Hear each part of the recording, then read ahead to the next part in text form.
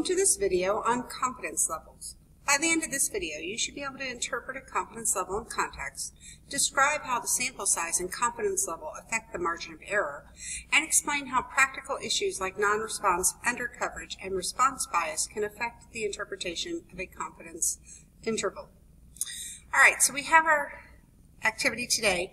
I'm going to show you this applet that we would have used were we in class to help us kind of envision what a confidence interval is. So yesterday we made some guesses and we added a margin of error to our point estimate to make a confidence interval. So let me show you this. So what we're going to do is I have my confidence level set at 95%. So remember yesterday I had you guess like how confident are you that you captured the true proportion of red beads. So I'm going to say I'm 95% confident right now, and that's the whole point. We're going to talk about what does that mean. Okay, we're going to have a sample size of 75. All right, and so let me generate a confidence interval for you. And so we're going to be drawing them on our sheet here too. So I'm going to run one sample. So all the tan dots here, this is a sample of 75. So they did 75 samples. And so here is the confidence interval. Their point estimate is the dot in the middle. And the lines going out to the sides represent the margin of error. So let's take a look. We'll draw this one. So he was just to the side, and then there is a margin of error. Now when you draw these, you add and subtract the same amount to both sides, so both of these whiskers should be the same length. And then every one of these that we draw have the same margin of error. So they should all be the same width with their point estimate right in the middle. So in this display, the true population proportion is right here at 50%. So you can see in the confidence interval we just generated, 50% was in the confidence interval. So we did capture the true population proportion. So right here, yep, our first one did capture it. So I'm going to run this a few more times and let's see what happens. So that's one sample. We got 100% hit our true population proportion. So let me run a few more samples. All right, 10 samples. And 10 of them hit. All right, so we got a 10 out of 10. So we got 100% of them that hit. What I want you to do is pause the video and copy this down and then come back when you're done. Okay, so now what we want to do is I reset, and I'm going to take 100 confidence intervals of sample size 75, and let's see how many of them capture our true population proportion. So here is 100 samples, 94 out of 100 of them hit for a total of 94%. Okay, so we got 94 out of 100, which is 94%. That is really close to our confidence level. Our confidence level was 95%, and we just did 100 samples and got 94%.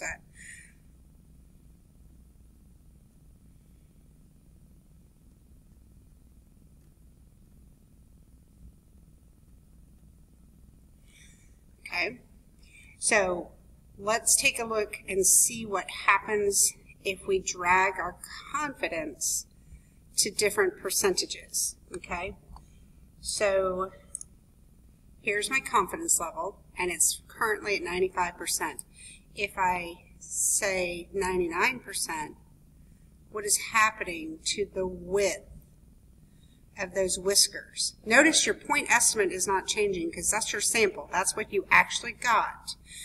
What's changing is the width of the whiskers for the margin of error. So the bigger my confidence, here I'm at 99% confidence, If I make it smaller, my margin of error is going down. You see how that's getting narrower and narrower the less confident I am. Okay, so remember we used the weather analogy. If I'm 99% confident, yeah, I captured the true temperature for the day, but how big of an interval did I give you? Was it helpful for you to plan your day?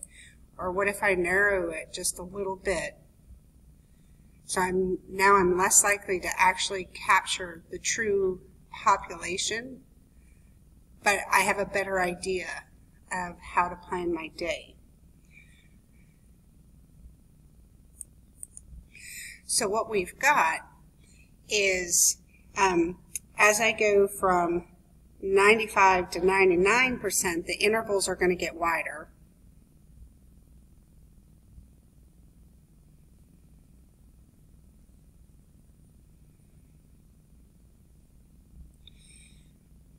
And more of them end up capturing the true population proportion.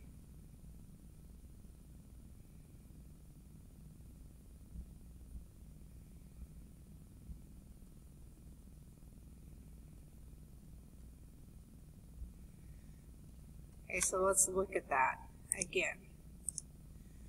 So I'm at 95%, and I hit the true population proportion 94% of the time.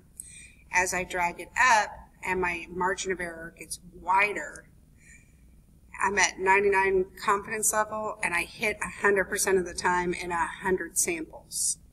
Okay, and so sliding this changes the percent, but let's take a look. So if I'm 90% confident, I had an 88% hit rate. If I'm 92% confident, I had a 90% hit rate. I'm 95% confident, I was 94. Notice how close the confidence level is matching the actual numbers in our sampling. Okay? So hopefully that's making you kind of think of something when we talked about probability earlier.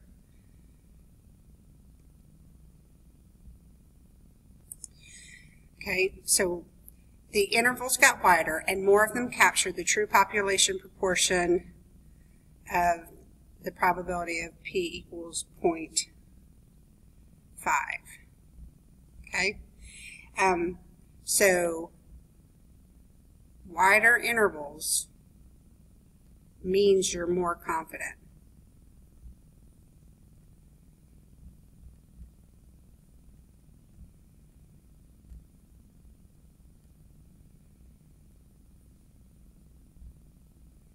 But you also have a larger margin of error. And when you're more confident, you're sure you got it, but it doesn't really, it's not particularly helpful. Okay? So now let's take a look at this app again.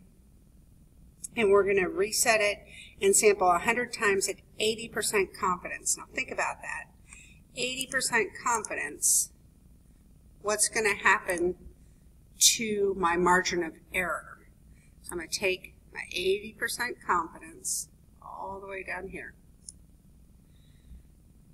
I'm going to sample 100 times. There's 100. How many times did we hit? We hit 84 out of the 100.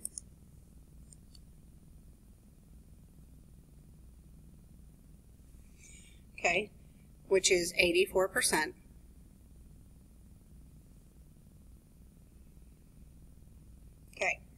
Now, that was from a sample. And remember, we can have sampling variability.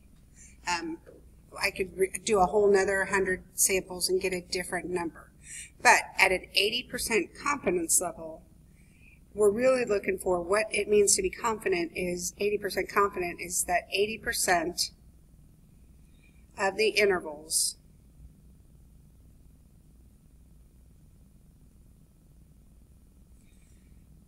capture the true proportion.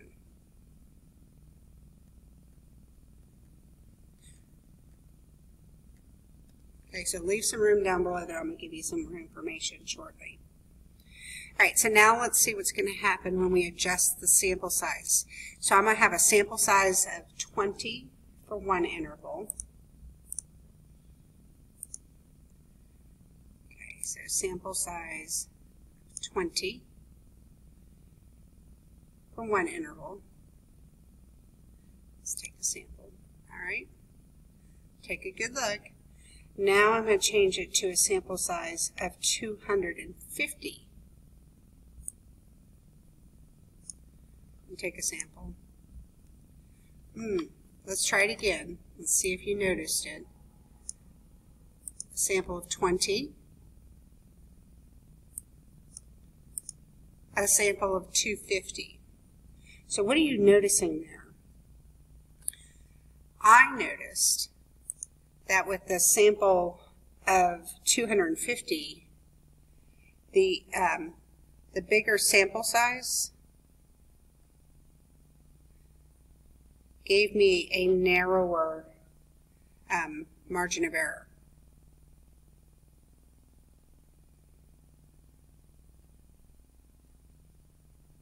And I'm going to abbreviate margin of error as MOE. Okay?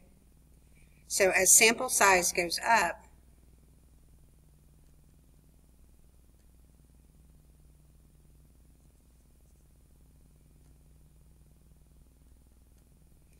the interval is much narrower.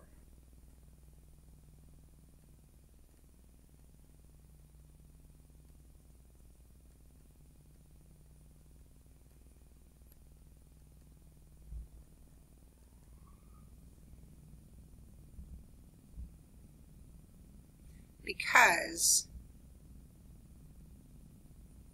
the sampling, the variability goes down. So your variability of your sampling distribution decreases. And we knew that. So we're saying essentially the standard deviation is going down as your sample size goes up. We've talked about that pretty much the entire class. So, all right. So bigger sample size, narrower the margin of error. As sample size goes up, the interval is much narrower because the variability of the sampling distribution goes down. So that kind of summarized is as your sample size increases, your margin of error decreases. Okay? Now here, when we were talking about our confidence interval and our confidence level, the percentages, that as our confidence level increases, remember our intervals got wider, your point estimate does not change because that's what you actually got when you sampled.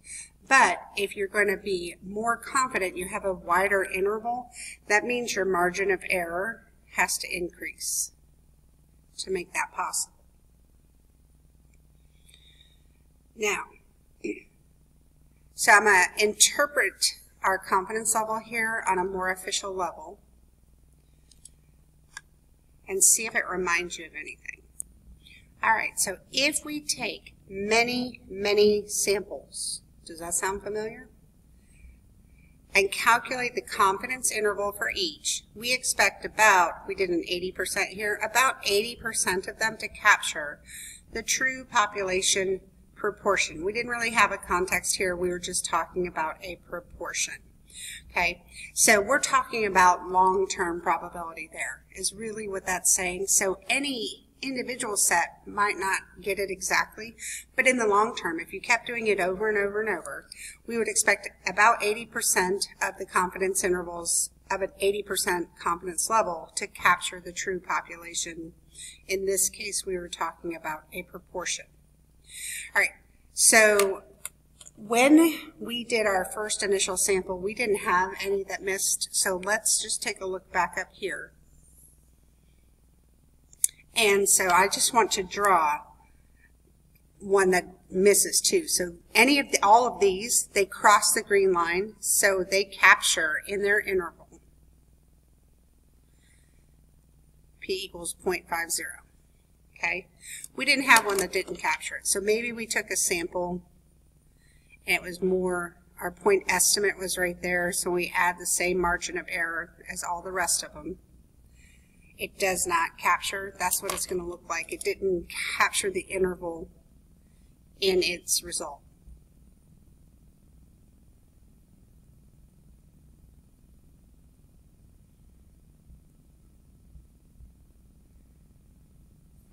All right, so let's flip this over and let me give you some summary information. When we interpret a confidence level, whenever we say I am whatever % confidence, what we are really saying is if we take many, many samples and calculate a confidence interval for each, about whatever the % of confidence that we've been given to work with of them will capture the true either proportion or mean, and we're talking about a parameter here, and you need to include the context, whatever your context is. So we're just saying if long-term probability, if I did this many, many times, whatever my confidence level is, that % of my confidence interval should capture the true population proportion or mean, depending on your problem. Okay? Then we have margin of error. So as our confidence level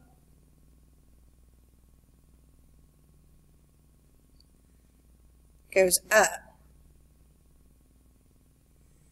then our margin of error will also go up, because when we have a point estimate, if we had an 80% confidence, we're going to have a narrower margin of error than if we had a 95% confidence, okay?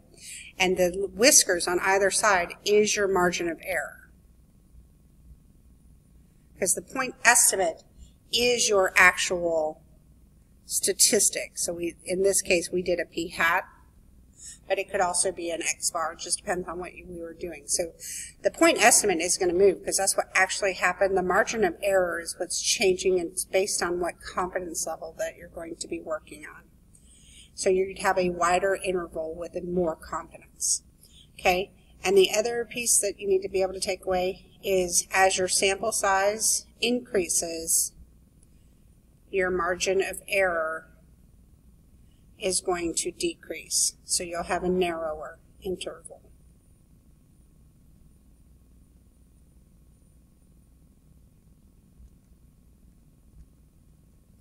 And then this one is a wider interval.